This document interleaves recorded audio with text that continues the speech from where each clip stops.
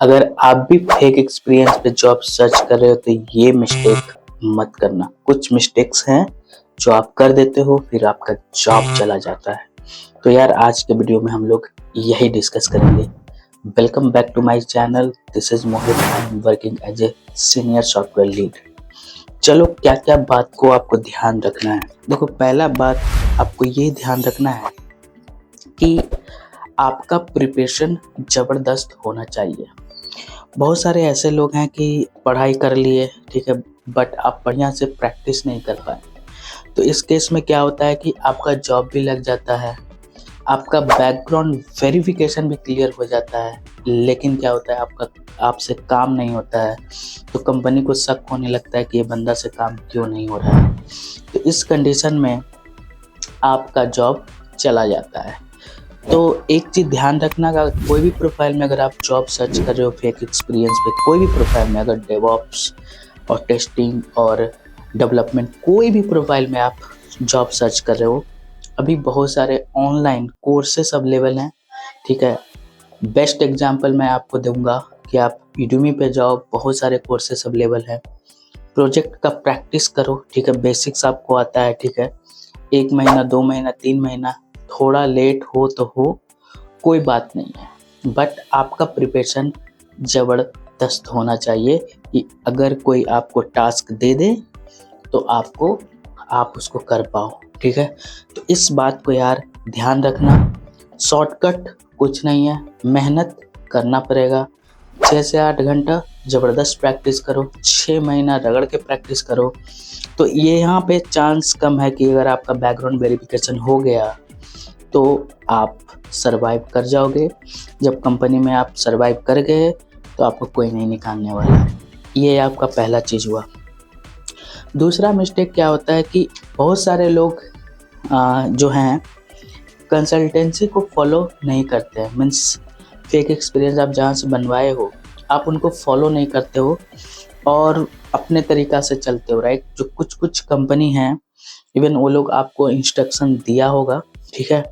So instruction आपको ज़रूर दिया होगा लेकिन आप नहीं फॉलो करते हो। और कुछ क्या होता है कि we are not talking, means आपको उनके साथ प्रॉपर कम्युनिकेशन रखना पड़ेगा। कभी कभी मिसकम्युनिकेशन हो जाता है कि आप कुछ बोल देते हो, कंसल्टेंसी वाला कुछ बोल देता है आफ्टर सिलेक्शन। तो इस चीज़ को भी आप ध्यान रखना, कंसल्टेंसी को फॉलो करो, ठीक है। बहुत सारे फेक कंसल्टेंसी है, ठीक है। तो जब भी आप फेक एक्सपीरियंस बनाओ उसको बढ़िया से वेरीफाई करो, ठीक है। ऐसे ही ब्लाइंडली फेक एक्सपीरियंस मत बनवा लेना, क्योंकि आपसे बहुत पैसा भी वो लोग चार्ज करके फिर वो लोग गायब हो जाते हैं। तो ये सब चीज़ को आपको ध्यान रखना है।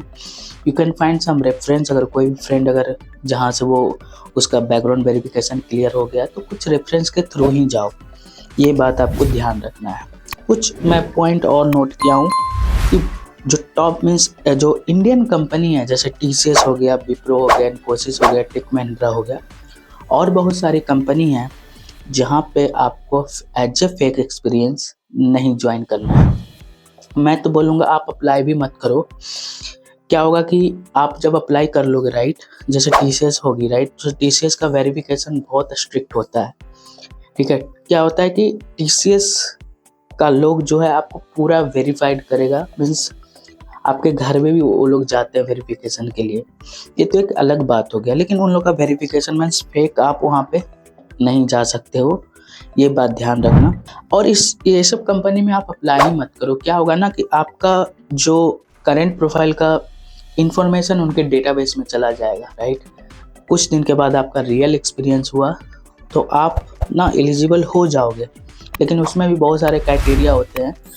लेकिन कुछ दिन के बाद तो आप एलिजिबल हो जाओगे, 2 3 4 5 साल के बाद, तो आपको ईजी होगा कि वहाँ पे अप्लाई करो। यहाँ पे एक बार अप्लाई कर दोगे तो क्या होगा कि आपका डेटाबेस में चला जाएगा इन्फॉर्मेशन, तो प्रॉब्लम होगा, ठीक है। ये सब कंपनी को अवॉइड करो। अगर कोई बंदा कोई कंसल्टेंसी बोलता है ये सब कंपनी में मैं वेरिफिकेशन क्लियर कर दूंगा, TCS में तो कोई नहीं कर पाएगा, इतना तो कंफर्म है, तो आपको वो गलत बोल रहा है। तो ये सब चीज़ पे आप ध्यान रखना कौन सी कंपनी में अप्लाई करना है, क्योंकि देखो क्या है ना, फेक एक्सपीरियंस में थोड़ा लेट होगा आपको जॉब सर्च करने में, क्योंकि आप सब कंपनी में अप्लाई नहीं कर पाओगे। एक चीज़ और ध्यान रखना कि जब आप लोग फेक एक्सपीरियंस में जॉब स्टार्ट करते हो, राइट, तो क्या होता है ना कि पहले एज ए फ्रेशर और पहले आप जॉब अप्लाई कर चुके हो, तो सेम ईमेल आईडी और मोबाइल नंबर से सेम अकाउंट बना लिए। बहुत सारे बंदा इसमें भी आप वेरिफिकेशन में वो लोग पकड़े जाते हैं, क्योंकि आपका पहला वाला जो डेटा है वो कंपनी का डेटाबेस में है, ठीक है। तो वो बंदा बोलेगा अरे यार ये तो जॉबलेस, ये तो इस टाइम में अप्लाई किया, अभी इसका एक्सपीरियंस कैसे आ गया। तो अगर फेक एक्सपीरियंस में जॉब अप्लाई कर रहे हो, email ID and mobile number दोनों नया होना चाहिए। वो लोग के पास डेटा होता है, ठीक है, आप लोग को पकड़ लेगा वो लोग, ठीक है। तो ये सब चीज़ ना बहुत इम्पॉर्टेंट चीज़ है। बहुत लोग का जॉब लग चुका है और क्या हुआ, वो अच्छे से काम भी कर रहे थे, लेकिन लास्ट में कुछ रीज़न के कारण वो पकड़ा जाते हैं, ठीक है। तो ऐसा नहीं है कि आपको कंपनी ब्लैक लिस्ट करेगा। कोई भी कंपनी में तो आज तक नहीं सुना हूँ कि कोई ब्लैक लिस्ट करता है। वो लोग बोलेगा भाई आप रिज़ाइन करो और जाओ, क्योंकि वो लोग समझता है कि यार आपका करियर का सवाल है, आप स्किल्ड हो यार, कहीं ना कहीं आप सर्वाइव कर जाओगे। एक और पॉइंट है, यहाँ पे बहुत सारे लोग हैं जो कि उनका पीएफ अकाउंट ऑलरेडी है। और देखो अब यहाँ पे देखो, एक मिस्टेक मत करना। बहुत सारे लोग हो गए कि लाइक नॉन टेक्निकल में काम किया हो और you want to move in the different profile, तो इस केस में बहुत सारे कंपनी आपका प्रोफाइल कंसीडर नहीं करेंगे, लेकिन 10 में 8 कंपनी आपका प्रोफाइल कंसीडर कर लेंगे। तो इस केस में ना आप फिर से फेक एक्सपीरियंस मत बनाओ। जो आपके पास नॉन टेक्निकल स्किल्स हैं उसको ही आप टेक्निकल में कन्वर्ट कर सकते हो। कैसे होगा? तो रिज्यूम में आप सपोज आप डेवलपमेंट में सर्च कर रहे हो जॉब, राइट, और आप कोई नॉन सपोर्ट में काम किए हो, आपके पास तो प्रिपरेशन है, आप रियल टाइम प्रोजेक्ट भी कर लियो, रिज्यूम बनाओ। तो रिज्यूम में मत लिखना कि हम सपोर्ट में थे। आप इंटरव्यू अटेंड करो, क्योंकि आपका डॉक्यूमेंट में तो टेक्निकल सपोर्ट और कुछ भी डेजिग्नेशन होगा। जब आपका टेक्निकल ज़बरदस्त होगा, राइट, तो वो लोग तो कंसीडर करेंगे यार he is good in the technical. कभी कभी एचआर आपसे मान लो पूछता है कि भाई आपका डॉक्यूमेंट में तो ये है, तो आप क्या बोल सकते हो कि भाई मैं इंटरनली मेरे को एक प्रोजेक्ट मिला था, क्योंकि I am very good in this skills.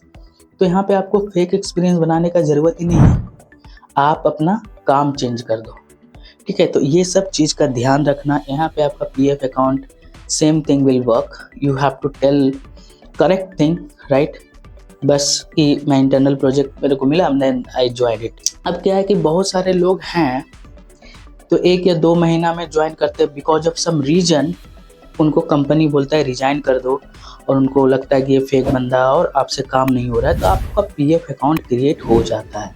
तो इस कंडीशन में आप क्या करोगे, ठीक है, इस पर हम थोड़ा सा रिसर्च कर रहे हैं, ठीक है। बहुत सारे लोग हैं जो कंसल्टेंसी में फेक एक्सपीरियंस बनाते हैं, तो और जो बंदा उनका ऐसा सिचुएशन है, will try to find the exact answer, but अभी इसके पास मेरे पास पूरा आंसर नहीं है।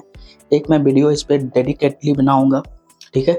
बट आप इस केस में आप क्या कर सकते हो, you can talk to your consultancy.